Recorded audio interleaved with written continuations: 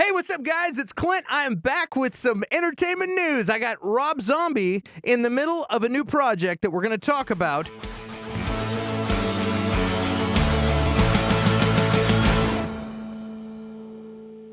But before we do that, guys, I need you to like, share, subscribe, click the notification bell, let your friends know about us. Let's get into this. To talk about this stuff, I'm going to bring in my buddy, Budro Partida.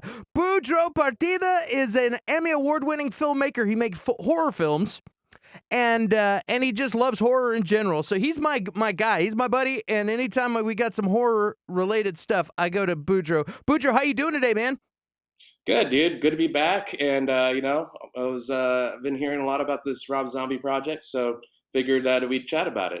Yeah, man, I'm excited about it, and you can tell he's excited about it. Lately, if you guys haven't been paying attention, Rob Zombie has been sharing a lot of stuff on social media.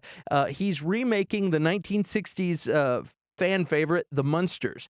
What's funny about The Munsters is it wasn't that popular when it came out. It was kind of a competition to The Addams Family, and it wasn't that popular, but it went in syndication and has just become a favorite, a cult favorite. Everybody loves Grandpa Munster, Herman Munster, all of them. This is really cool. He's got a longtime collaborator, Jeff Daniel Phillips, that's going to be in it. And he's going to be playing Herman Munster, and Sherry Moon Zombie is going to be playing Lily Munster, which is his wife, which is cool. This guy, did House of a Thousand Corpses, The Devil's Rejects. He's done Halloween remakes, and he's just really well loved and respected in the horror community, and just has a cult following. So I think it's cool to bring this guy in to do this show. It's crazy because he's got a built-in audience. But let's I wanted to look at some of his Instagram stuff that I saw. If we look at this. You got him there. Oh, he's holding a Munsters pic, and like, oh yeah, oh yeah. And then we go down a little bit, and he's sharing some of the makeup that they're doing, and it's like Rob Zombie official. The clay is out of sculpting and has become a very prominent brow for the Munsters. He's clearly excited about this. Yeah. And if you go down a little further, he shares this. Oh, blueprints, right? Yeah, blueprints, and they're doing the Munster Mansion, and he says, we aren't just building this is the plot of Dirt, the area that he's doing this in right here. And he's like, we aren't just building the Munsters house, we're building all of Mockingbird Heights. It's a big job, but somebody's got to do it. And you could see they've been like designing what they want it to look like, and it's just really cool. And he's like, yeah, what a dream come true. Well, down here, Doyle Wolfgang von Frankenstein says, wow, what a dream come true. That's Doyle from the Misfits. That's right. And Budro loves the Misfits, so I thought you'd get a kick out of that. But I think it's just real cool. Like, I think that's all we got on here so far for that. But I just think it's super cool that this guy is getting to do this. And clearly he's a fan, you know what I mean? It's like, how much fun do you think Rob Zombie is having right now getting to redo one of his favorite childhood? Well, it's one of those things where, obviously Rob Zombie, core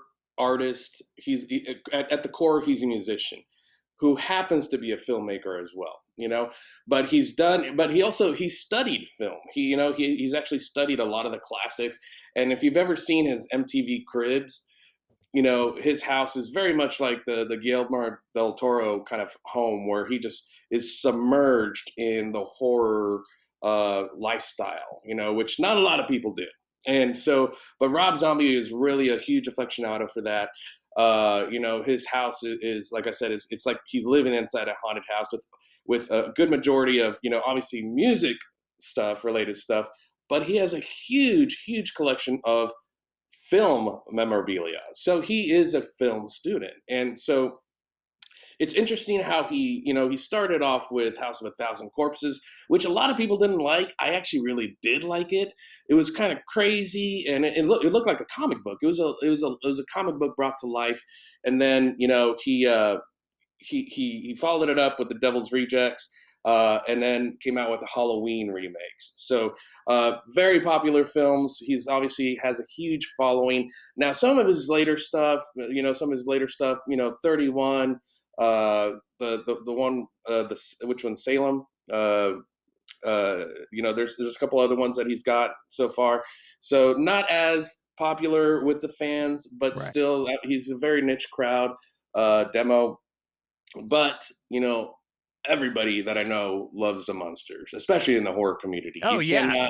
You cannot deny that fact. So, the Munsters, it only ran, I believe it only ran for 2 seasons, if I'm not mistaken. It only Yeah. ran for 2 seasons on TV in syndication, and now it's in syndication on select networks. So he's I used to bringing, watch it on Nick at Night, like, you know what I yeah, mean, when I was a absolutely. kid. Yeah. Absolutely. And now he's got the opportunity to bring the Munsters to a newer generation that never watched it. The folks that have never seen the brilliance of Fred Gwynn and Al, Al, oh my God, what's his name? Al, the guy that played Grandpa. Yeah, yeah. Al, He you he's know, he is awesome. He's my favorite. Grandpa Munster yeah, was my yeah, favorite. all those guys, and of course Yvonne DiCarlo, who played Lily Munster. All that whole gang. Butch Patrick, who played Eddie. It was a great TV show, but yes, it did. A lot of people were like, "Hey, what is this? The Addams Family?" And it got compared to Yeah. that. But it's going to be interesting to see in what direction. What I haven't read is in what direction he's going to be taking this film. Is it going to be scary? Here Scary? Is it supposed to be here's the horror? Or here's the interesting thing is it's supposed to have an R rating from what I understand, which is cool. So it's weird. It's like he's staying as pure as he can to the original, but he's going to do an R rating and he does scary stuff, but this is like a kiddie thing. So it's like that's what's got I think it's going to have people wanting to see this movie to see what the hell is uh how do you make the fun bumbling monsters that are very cartoony and then also make them scary and R-rated at the same time? It's an interesting thing. Yeah, I'm wondering what is, because exactly what you just said. The whole point of it is that this is a comedy sitcom, and the original basis of the show was they're this kind of fish out of water family of monsters that live amongst everybody else. And what was so great about the show was everybody that nobody else in the world of the monsters was in on the joke. You know what Yeah. I mean? That everybody just kind of accepted that, hey, there's this 7 foot tall guy that kind of looks like Frankenstein, and he's got a creepy family, but hey, they're just eccentric, They're just people, yeah. They're just, yeah. And then uh, so at the core, it was kind of like, well, who are the, who are these people? Who are the monsters? And then, but really, what the essence of the show was about acceptance. It was about, so just because somebody's different doesn't mean that they're bad. That you got, don't judge a book by its cover. That Yeah. was kind of like the point of the show I at the bar. won I wonder if they're gonna go that route where Yeah, people are normal and that's the essence of the show, or is it just gonna be a scary thing with people that look like the monsters? You know what I mean? It's interesting. It'll be interesting to see, and we'll definitely be coming back. I'd love to have you back whenever this movie's out. After we've seen it, we can talk some more about it. That'll be really fun. Um, how do you feel? Just real quick before we roll out, how do you feel about remakes in general? Do you think that they should have touched this sacred piece of pop culture, or do you think they should leave it alone, or what do you think? Some people are like, why would you? That's sacred. You know what I mean? Don't mess with that. Who do you it, think you are? Other people are like, no, dude, he's awesome. Why shouldn't he do that? it's when it comes to remakes, I believe it's, you have to cure whatever the franchise is to the current generation, and whether that, if you're updating it somehow, sometimes it's done really well, sometimes it falls flat. It's not always the perfect recipe. There isn't. I mean, he did really well with Halloween. Hmm. He, a lot of people pretty, think he did really well. I think Halloween was done really well. The sequel that he did, Halloween 2, that was kind of just like, hey, let's make some extra cash. But so it wasn't Yeah. as quality. But, even the latest Halloween, which is considered a sequel, not really a remake, it was updated for the fans and done smartly. So, it there's some franchises that you kind of just have to let it go. Like, I'm not a big fan that there's now Indiana Jones 5 going Yeah, on. five's on the way. He just So hurt him. He just hurt himself doing yeah, a fight scene. I'm like, dude's like 78. Why is he doing his yeah, own stunts? You know, but yeah, you don't say no to Harrison Ford. But yeah.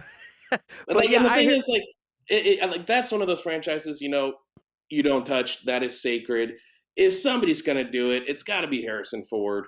You know, so this is one of those things where if Rob Zombie can do it right, if Yeah, he can manipulate the characters, I guess, so that they are lovable, and that that so you that the audience does care. If he can do that correctly, then I think he'll have kind of like the praise of the fans from both the people that like him as a filmmaker and the people that kind of like don't think he's as strong of a filmmaker as he is a musician. I think there's no arguing that he's a very talented musician. Lots of people love him. He's has a huge following. He's been around for 20 plus years. There's no denying that. When it comes to the films, especially his later films, there's a very divided crowd. So it's going to be interesting to see what he does as far as what he's going to do with those characters and yeah. how he's going to update it for a newer audience. Well, you took the words right out of my mouth.